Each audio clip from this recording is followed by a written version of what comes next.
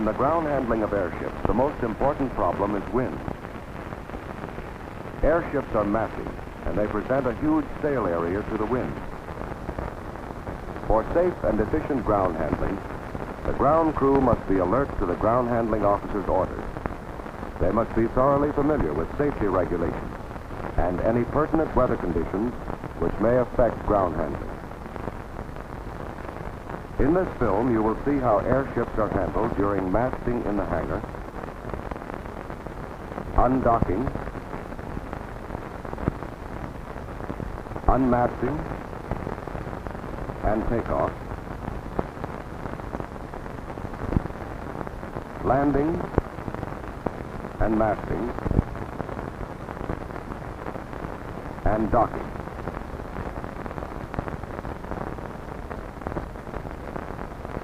First, masting in the hangar. The mast is moved to within 10 to 15 feet of the nose cone. The winch operator on the mast hauls in sufficient line to remove the slacks from the nose pendant. After the ground handling officer receives the ready aft signal from the petty officer aft, he makes sure that the airship is properly trimmed to meet the mast. If it is not, the man in the cockpit changes the trim according to the signals given by the ground handling officer. The ground handling officer then signals to the winch operator to take a strain on the hauling in line and orders the tractor driver to move the mast in slowly.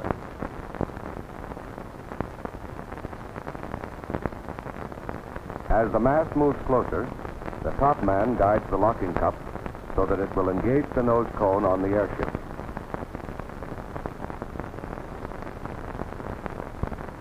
The mast is stopped, and the winch operator is ordered to take another turn around the drum to pull the nose cone into the cup.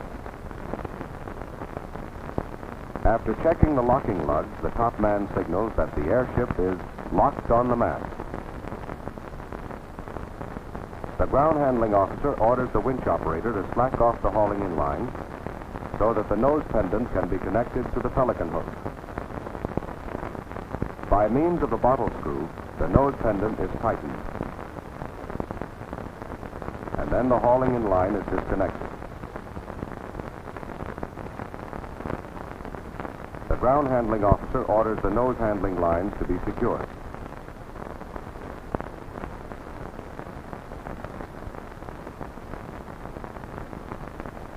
The airship is masted and ready for undocking. But before undocking, wind must be taken into consideration. Wind constantly changes, both in direction and velocity, and is the single weather element that makes airship ground handling hazardous.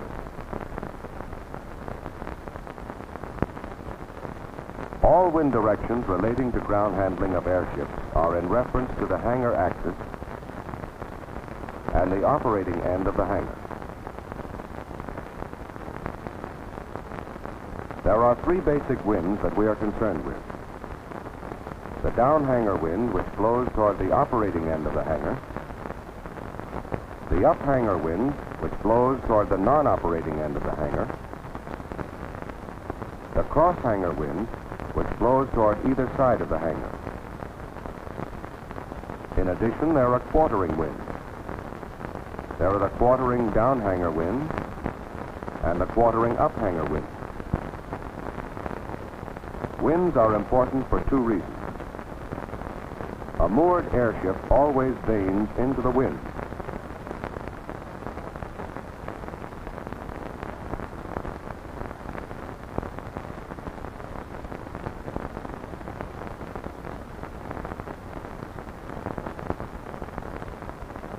And at the hangar, wind from any direction causes piling up,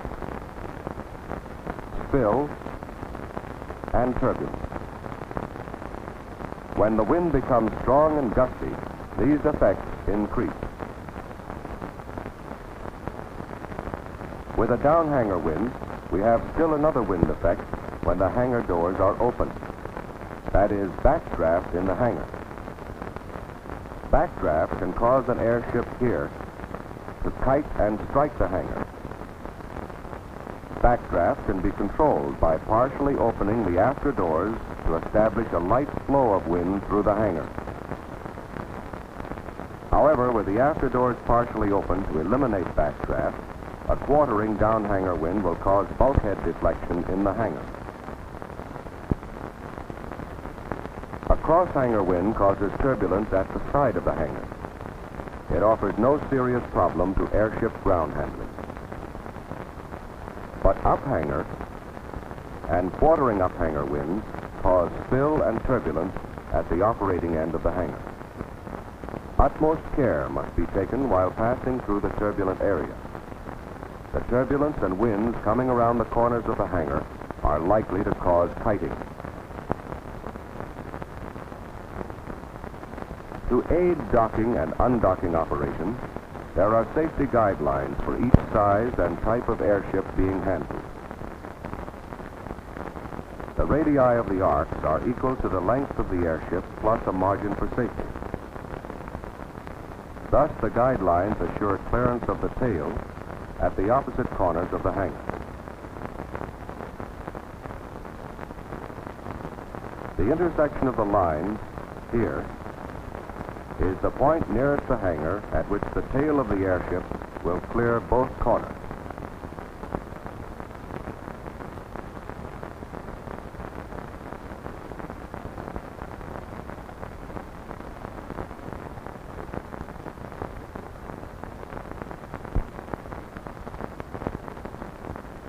Undocking.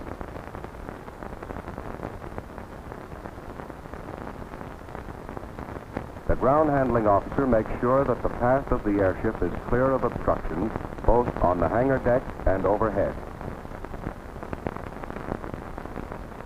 He checks the hand flag for wind at the hangar opening and the streamer pennants above the hangar door for backdraft.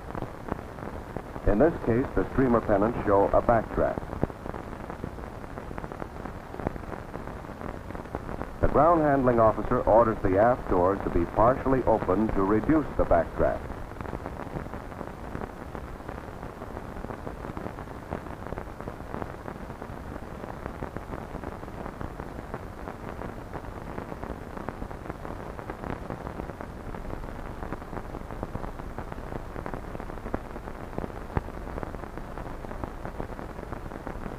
The backdraft is now under control.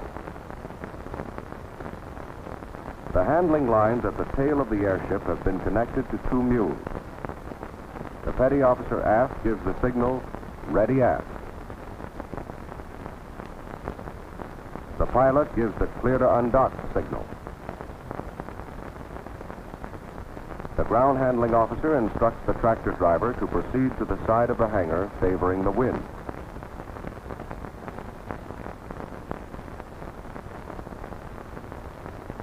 The mules, under the direction of the petty officer aft, move with the airship and control the movement of the tail.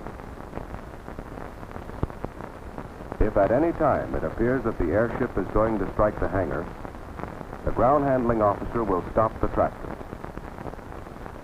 Far less damage will occur if the tractor is not in motion when the airship hits the hangar.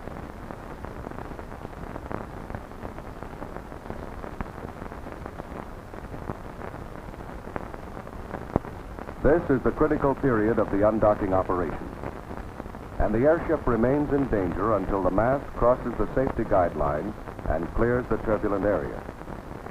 It is always essential to reduce to a minimum the time during which an airship is in a potentially dangerous situation. As soon as the tail is clear of the hangar, the mules allow the airship to vane into the wind.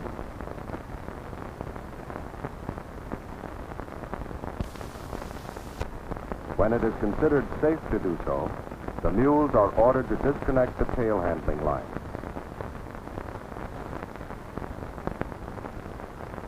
The airship can then be moved to a designated area and prepared for takeoff.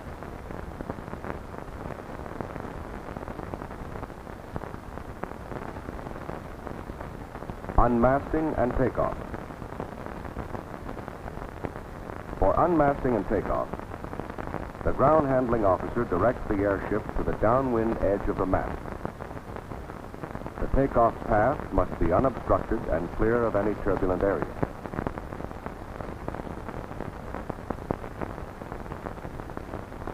The ground handling officer gets the pilot's approval of the takeoff site. He then instructs the tractor driver where to take the mast after unmasting in order to clear the takeoff path. The nose handling lines are connected to the mules, which take position on each side of the nose of the airship. When the pilot is ready and assured the airship is properly trimmed, he gives the signal to unmast. Now, the ground handling officer orders the top man to pull the mark.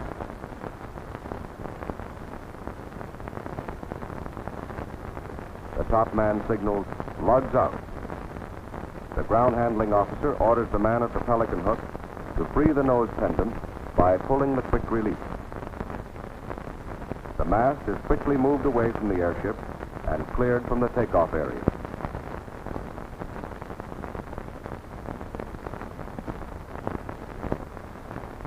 The mules maintain their position. They regulate tension on the nose lines to check sideward movement and keep the airship headed into the wind. Fore and aft movement of the airship is controlled by the forward thrust of the propellers and the reverse pull of the nose line. When the pilot signals that he is ready for takeoff, the ground handling officer checks the takeoff area again and directs the pilot to increase forward thrust.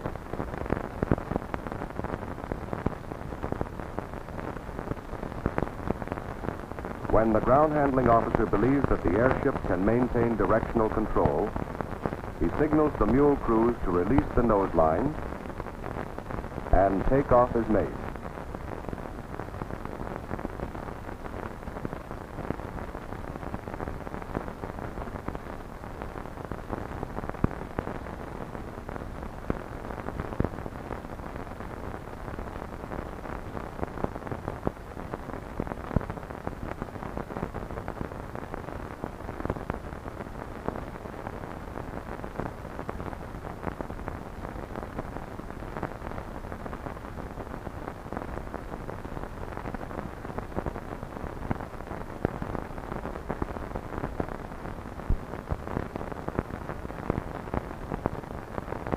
Landing and masting.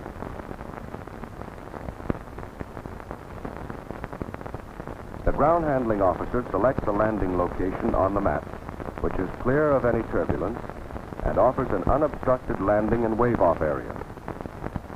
The landing party is composed of the ground handling officer, the ground handling chief, the flagman, 2 line handlers, and the ground handling mule. The mules are positioned at the downwind edge of the mast on either side of the expected approach path. The ground handling officer estimates the speed, attitude, static conditions, and the effect of weather conditions on the airship during the approach. As the airship touches the ground, the mules move up on each side.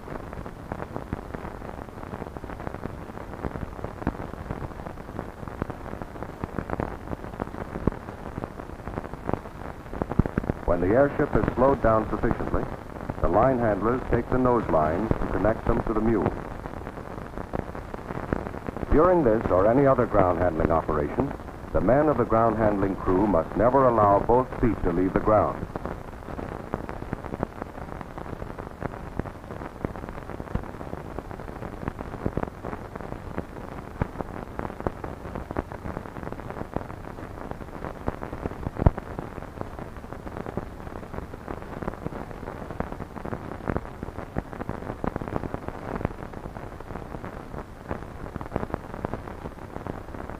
The mules vary the pull on the lines to keep the airship headed into the wind. The pilot regulates his engines as directed by the ground handling